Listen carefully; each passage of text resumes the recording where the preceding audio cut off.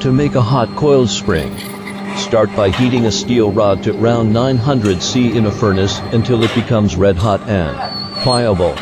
Using a mandrel or winding tool, wrap the heated rod into the desired coil shape, ensuring even spacing between coils.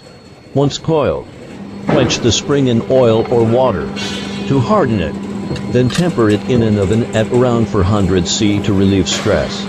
Finally, inspect the spring for any defect and perform any necessary adjustments to ensure it meets the required specifications.